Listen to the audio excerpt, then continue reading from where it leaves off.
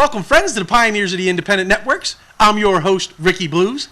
This is your co-host, Lord Timothy Walker. Yes.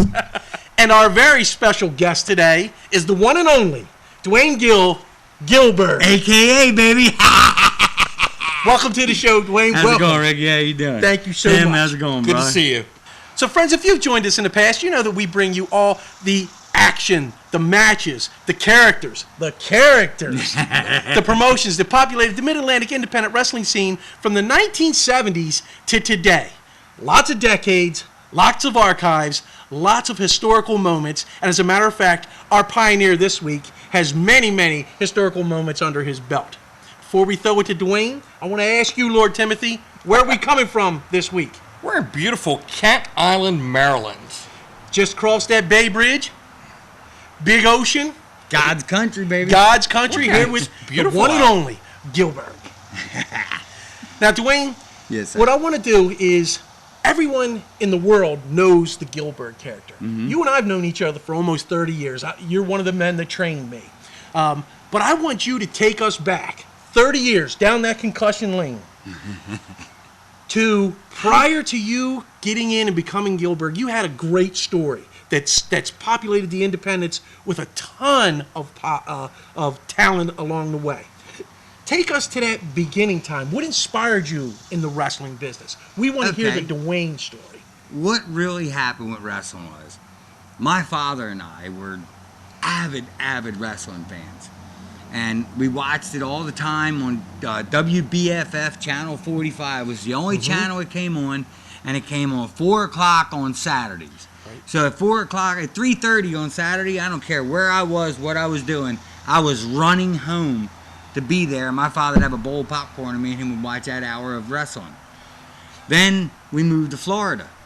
Well, him and I got standing reservations at the Eddie Graham Sports Arena. Wow. 2 rows back, watch the beginning of Dusty Rhodes, Eddie Graham, Mike Graham, everybody, man. We watched them all start.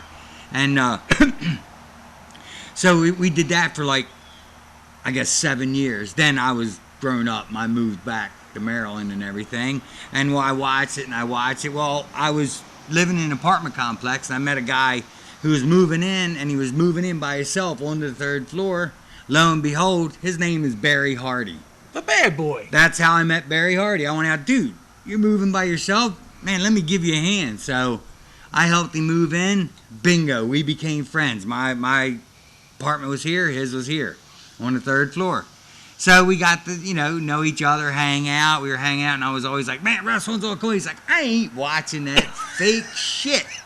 Man, go watch it. I'll see you in an hour. I ain't watching.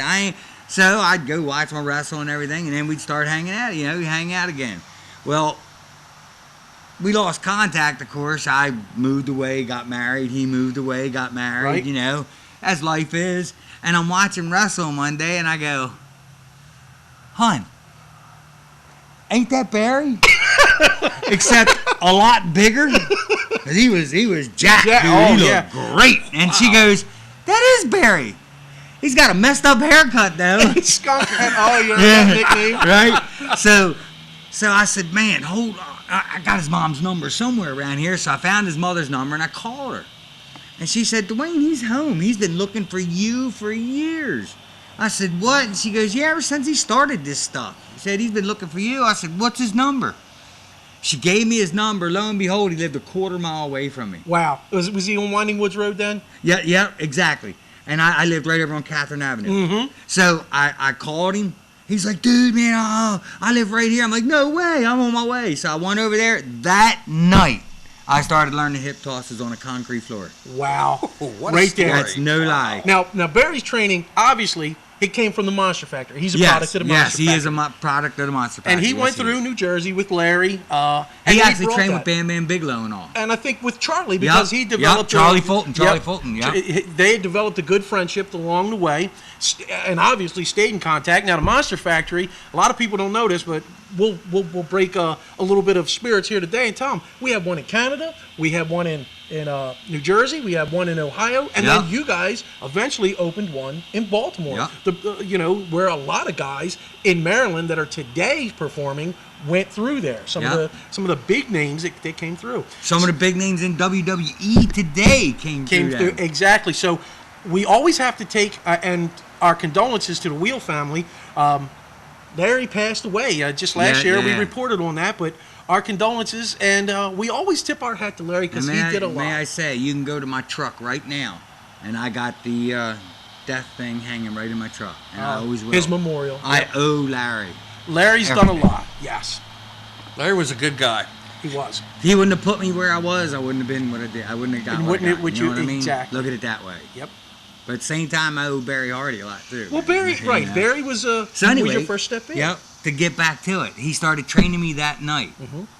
And then he trained me all the way up, and I became the Concrete Warrior, riding the skateboard out and all that. You remember that? Yes. And then Axel Rotten, who helped train me, Barry Hardy, who did 99% of my training. Right. I'm not going to lie to you.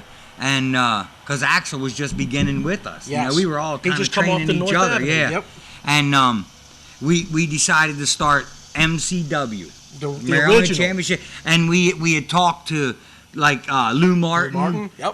Dr. Sokolov. Yes. Remember? And they put money into the Clinic. Was it the College Clinic? Clinic? The College Clinic. Yes, it was. And they put money into it. And we held that first show was January 10th, 1990. Yep. Was the first show for MCW, and I wrestled Barry Hardy for the first Maryland heavyweight title. So we started developing a following, and it was in southern Maryland. Well, I don't want to say southern Maryland, but the southern part of Maryland before you get to the eastern shore. Yeah. Severna Park, Odenton, Arnold, all those areas were a constant run for us in those early times. Man. We used to pack the Odenton Fire Hall. Remember that, Ricky? Well, I remember the fire marshal shutting us down. Man. I'm trying to shut us down where it's a 300-seat hall. We had 700. Yeah, 700 people in there. And it really developed the base for Maryland. What became today's Maryland's incredible hotbed began really in that basement on Winding Woods Road. Yeah. Now, some other folks had a lot of input. Rip Sawyer. Rip Sawyer coming from Carroll County. And then him and Dave Casanova. Yeah. Man, we had many battles with that team. Oh, you're not kidding. The Surgeon coming from Dave Coleman. Dave Coleman from North Avenue. Axel, Agent Orange coming in, and that was really the beginning of that Monster Factory. It was Beastmakers at that time, right? Yes, it was. It was Beastmakers. Yes, it was. And then we developed. You guys continued fostering your relationship with Larry. Yeah. And then Larry sponsored the Monster Factory. Talk us a little bit through the Monster Factory. How that happened was, how I met Larry Sharpe was, Barry said, "Dude, you're ready to go do jobs at WWF. You're ready." And I'm like, "Really, dude?" And he's like, "Yeah, but you got to go through Larry Sharpe. He's got to see you work." Well, we went up to Larry's school and everything. Of course, I was, oh, God, Larry Sharpe. You know what I mean? Oh, right. And so I meet Larry, and we're talking and everything. And so we get in the ring, and it was with Glenn Ruth. Yes, the He Spider. was just starting. And we get in there, and it's me and Barry against Glenn, and I believe it was Ray Odyssey. And we're going back and forth, back and forth. Well, me and Glenn are outside the ring, and we are beating the shit at each other. I mean, we are chop, chop, chop, chop, chop, bat as hard as we could chop. And then Larry comes walking out of school. About that time, Barry was on Glenn's team because we didn't want us to team together. And so Barry did the slingshot I can shoot in. I can do a slingshot where I come in from the outside of the ring, and I can go all the way across a 20-foot ring. Let's take a look. We'll show them real quick. This is it. Death from above. Right onto Reggie Royce. Well, what happens is Barry comes up and he gives me the punch, and I sell it, and then he comes and bam, and he shoots me in, and I go all the way across, hit through the ropes and out the other side. Oh, and then Glenn's right there, and me and Glenn start going at it again. Larry goes, whoa, whoa, whoa, whoa, whoa, stop, stop, stop, stop, stop. And we're like, yeah, what'd I do wrong? He goes, no, I don't believe I saw what I think I just saw. And I go, what's that? And he goes, that flip thing? I said, yeah. He said, can you do that again? I went, sure. So we get outside the ring, and Barry starts doing it. He goes, I don't need the punches and all that shit. He goes, just flip. I said, okay. Bam! bam, and I went all the way over. But this time I tried to go real far, and when I flipped, I didn't hit to where I could go out. I hit, and my legs were all caught up in the ropes. And he goes, all right, you can go. Just like that. Just like that. That was it. The rest was history. Larry Sharpe's Monster Factory was based out of an old warehouse in Clementon, New Jersey. And every first Saturday of the month, it would transform into the Clementon Coliseum, where Larry hosted the WWA. And it would draw a good crowd every time, in and out. It was a great building for wrestling. It had a really high ceiling, and there was a lot of room there. It was just a great place. Lots of parking for the fans. Just a great atmosphere for wrestling. Even nice locker rooms. Nice locker rooms. Larry had that all transformed from an old warehouse into a nice little locker room area. And I'll tell you what, if you were allowed to get back that far, you had earned that right. Yes. Because not everybody got to go back there. That's the truth. That was monitored real closely. And if you didn't belong back there, you knew it, and you knew you weren't welcome back there real quick. Larry was real firm about some of those things. And he was a great trainer, and he put on some great matches there at the Clementon Coliseum. There were a lot of wrestlers like Ray Odyssey, Chris Evans. Ray Odyssey, I mean, we had some battles. Oh, what a good man. Him and his partner. Oh, my Chris God. Evans? Yep. Yes. Oh, me and Barry used to battle them every show. And I mean, we went nuts. And Ray is one hell of a worker, man. Oh, my goodness, yes. God. Later, Chris Candido. Chris Candido. Balls Mahoney. Balls Mahoney got his start there. Had some Headbangers. Yes, both of them. headbangers. They taught it, and like you said, Sid, Dave, they taught us so much. And, well, we actually taught each other so much. We had such phenomenal, I swear to God, phenomenal Jim, matches. With the Ray and You were at every Chris. one of them almost, man. You photographed almost every one, Ray dude. Odyssey, Chris Evans, they were awesome. Yeah. They really were. Didn't we Yeah, have they some were. hellacious matches, man? Unbelievable. We'd be the chance and they'd be the chance. And we'd be the chance and they'd be the chance. And we'd be the chance, they'd be the chance. I mean, you guys, man, without all that work that we did, man, you know yourself, man, we wouldn't be where we are today if it wasn't for all of us doing what we did for each other. That's the truth. That is the truth. That is. Dwayne and Wayne Gill were the WWA Tag Team Yes, Champions. sir, buddy. That's right. Little did we know that you had a little brother. Tell us a little bit about Little that. did I know. He actually was a student that came in, and he had his hair done, goatee, everything just like me. And I was talking to him. I was like, damn, dude, you look a lot like me. He goes, yeah, I was thinking the same thing. Next thing I said, well, let's tag, man. He goes, all right, let's do it. Now you became Dwayne Gill. So you wind up training him, because I think this whole thing is an incredible story. You wind up training him. The similarities are there. You go up. Not only are you working with WWA, but remember, this is a time that it was cool on the indies to travel from promotion to promotion because they worked together to a degree. Yep, because of territories. Exactly. And I remember you going up there and that Larry loving the idea, putting the straps on you guys. Yep. Tom was his name. Tom Mountain is his real name. Tom was an awesome dude, man. Awesome dude. Loved the business, but he was actually not one of the guys that he was really a quiet guy. Right. You know what I mean? And you know, in the business, a quiet guy just, they get ran over. But he made a choice. What happened was we were on top. We were up WWE. They were getting ready to start using us as extras, and everything as a tag team and all. Larry was giving us a push. We were pushing ourselves in all the other leagues and everything. And then his fiance said, enough is enough. You're either going to be a husband and a family man, or you're going to be a wrestler. And he chose his family, and I don't put him down for that at all. You can't. No, you Family's can't. first, no matter what, brother. Exactly. You know that. Exactly. But we were lucky enough to have women that like the business, I guess, or just tolerate like it. my wife doesn't give a crap about the business, but she really tolerated it because there was many nights we all were on the road. Oh, yeah. And she would wake up in the morning, and there was 10 or 12 of us laying all over my living room and stuff. What did she do? She'd tiptoe over all of us and go in the kitchen and start cooking. Why? Because wrestlers will wake up when they smell food. Yep. And then what happens? She feeds them and tells them, get the hell out of my house. Lil is a saint. That's She all I is, can man. say. I'll tell you what, man. My wife was the bomb, man. She helped all of us. She really did. Absolutely. The glue that held everything together. If you think I'm telling you, she really was. Behind the scenes. And never got involved in wrestling.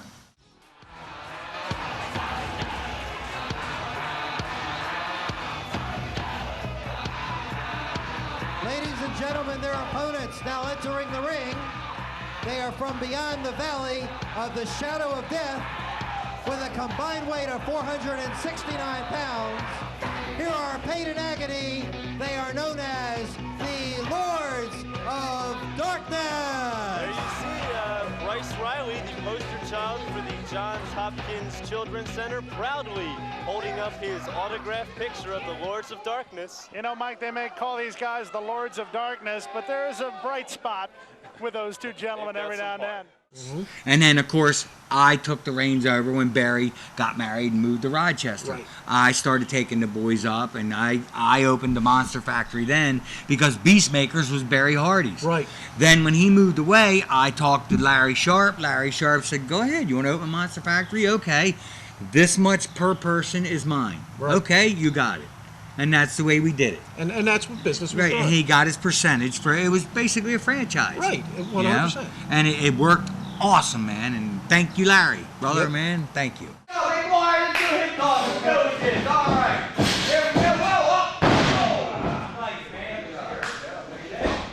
Hey guys, hold up. Take a look. Look who it is. Hey man, what's up? Welcome to Gillberg's Pro Wrestling Academy. I'm Dwayne Gillberg Gill, former WWF Light Heavyweight Champion. I remember, man, first job at WWF. I was up there. I'm in there, and they go, look, who do you want to wrestle? Tony Gurria. Mm-hmm. And, of course, I remember Tony Gurria. Well, who do you want to wrestle? And Barry goes, hey, Tony, this idiot wants to wrestle the Legion of Doom. Okay. And he goes, oh. Barry's like, you son of a man. all right, you and him's wrestling the Legion of Doom. So I'm like, all right, you know. So, you know, we do our deal, and then we get in the ring. Here they come, and they come out, and I'm like, this is so cool, man. We're leaning back in the corner. I'm like, Barry, this is so cool, man. An Animal walks over to me and goes, I backed up like 15 feet, and I went, Barry, he knows it's fake, right? Barry goes, watch this. I'll break you in there, Uncle Barry. Man, shut up, man. I'm in there first. Shut up, Barry. I swear I was behind him. Shut up, man. He's going, I'm going to snap you in there. I'm going to break you. I'm going, man, shut up, Barry. I ain't kidding you. I was scared to death. I get in there. Hawk locks up with me. Backs me into the ropes. Clothesline, brother. Lifts me off, and I'm running going, he talked to me. You know, I'm looking back at him as I hit the ropes.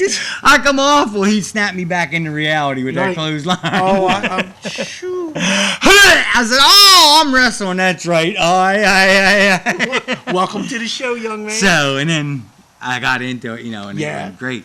Well, I told Animal, give me a power slam. I said, trust me. Mm-hmm. Give me the power slam. He goes, all right, you got it. So, you know, Hawk beats up on me a little bit. Psh. Animal gets in and goes, power slam.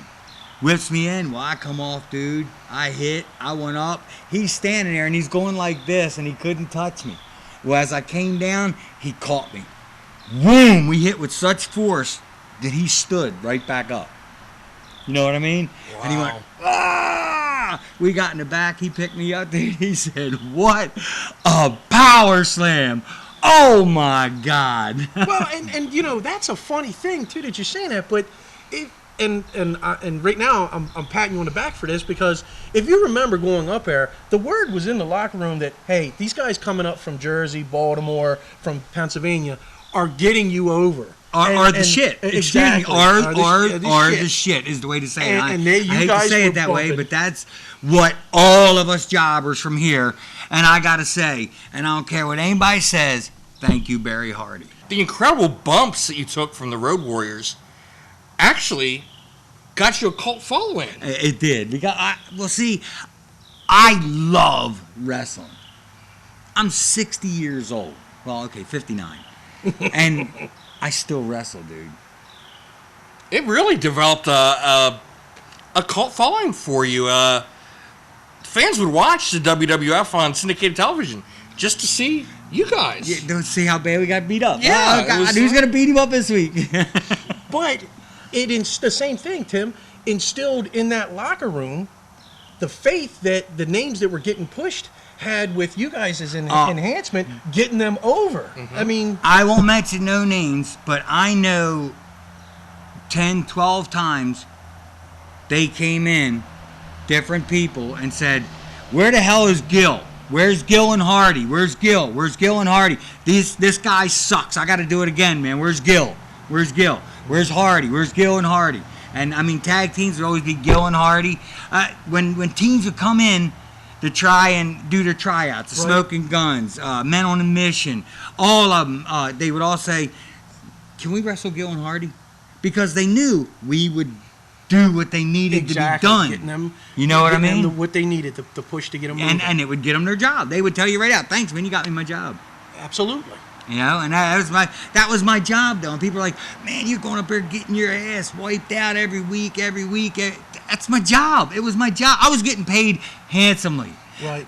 Barry Hardy and I were on the road 25 days a month with WWF doing the B tour, never contracted. Right. Okay? But we were making money, baby. And I never got contracted for a long time, but Barry and I made our money. We traveled, and we did the deal, man, because we loved it. It's all we wanted to do. So in the midst of all this world traveling that you do, I mean, you did everywhere. Philadelphia Spectrum, you were in Toronto, you were in Boston Gardens, you was down south in all the Coliseums, and then you go to Madison Square Garden. Yeah, man, the epitome, boy. Mecca, That was right? awesome. The That was the night Diesel beat Backlund. Right, for getting bringing Backlund's second reign to an end. The really the Attitude Era jumping off. That's exactly what it was. And when we talked before, we've talked a million times. When you talked before, you tell me a very funny story about being in the Garden the first time. I want you to tell the fans that because that is an awesome story. Well, what happened was we were getting ready to go out, and Barry told me, he said, look, Dwayne, don't look past the second or third row because you're going to get lost. Trust me. Trust me on this. And we were wrestling the head shrinkers with Alpha and Captain Lou on the outside of the ring. Oh, yeah. Is that not awesome? Exactly. You know? So we go out there, and we're there, and I'm like in the ring, and I'm bouncing up against the rope, and I'm getting loose, and here comes the head shrinkers. They're doing the deal. Me and Barry's there, and I happen to go. Start to look up. And I'm looking up, and I'm like, and I'm doing this, and I'm just looking, and Barry's going, here they come, here they come. Hey, man, they're attacking us, here they come. It was a different world. I guess I'm supposed to wrestle now? Yeah.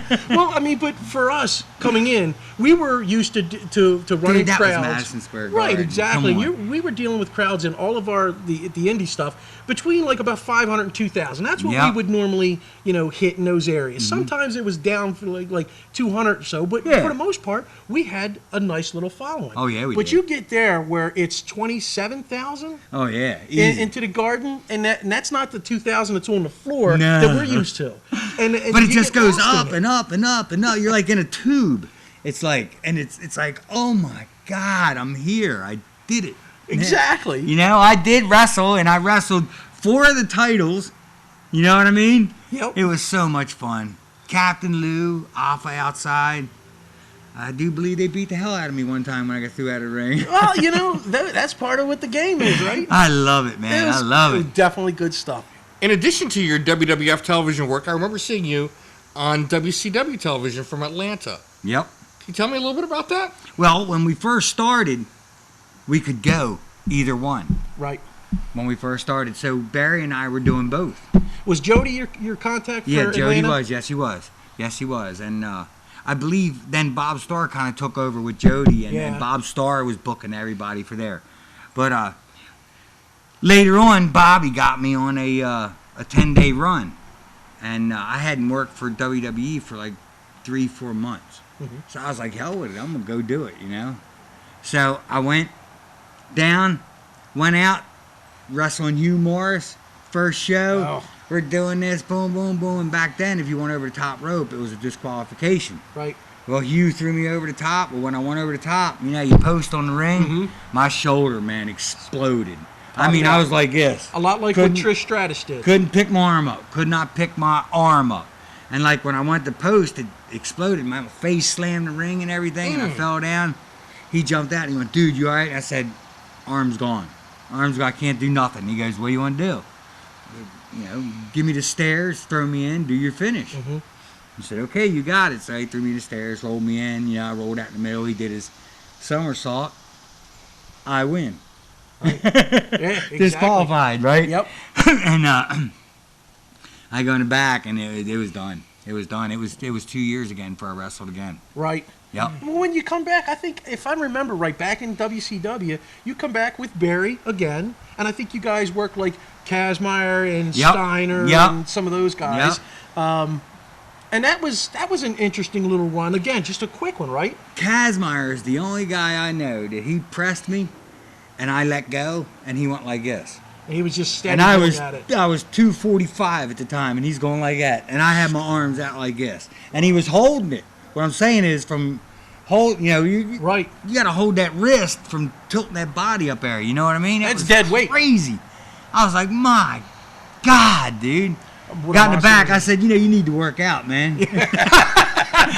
Jesus. And then I found out he was the strongest man in the world. Yeah. I didn't realize that. I knew the name Bill Kazmaier, but I didn't realize he was the strongest man in the world. Right. Barry goes, you do realize you just told the strongest man in the world to work out? I went, you aren't kidding me, right? He goes, no, that's Bill Kazmaier, the strongest man in the world. I went, I knew that. These youngsters, they get really excited in there sometimes and forget obvious things like hooking the leg. Of course, I understand from some people that he may not know what comes after too, so that may be why he's pulling him up. Pile driver setting him up, his patented maneuver of his namesake. No, he just got dumped. Agony able to power Johnny over as the makeup hanging off his face. It's been a hard-fought match for Agony. That's for sure. He hasn't really gotten much going yet. Perhaps he'll come up with something. Ducks under the clothesline, comes back. Boom! They nailed each other. Double collision in the middle of the ring. Now, what's Bubba doing up there? Bubba up on the ring apron. Watch out for Payne. He's arguing with Pee-wee. Wait a minute. He's reaching into his trunks, Craig. He just threw something to Johnny. Payne saw it too, but the referee distracted. It was a chain. A chain or something around his hand. He nailed Agony. Agony's down on the mat. Payne up on the ring apron. Wait a minute. Johnny's setting him up for another power driver. No! Payne comes up. Wait a minute. I think Pee-wee. Yes! I think Pee-wee had the same problem we did. That must have been it. But he's going to get it. So, Dwayne, we've come a long way in your career, but we're nowhere near finished. We've only touched a little bit here. So we're going to ask you to come back next week. If you don't mind, join us again as we finish this stroll down Concussion Lane and reacquainting you with that pioneer known as Gillberg. Gillberg.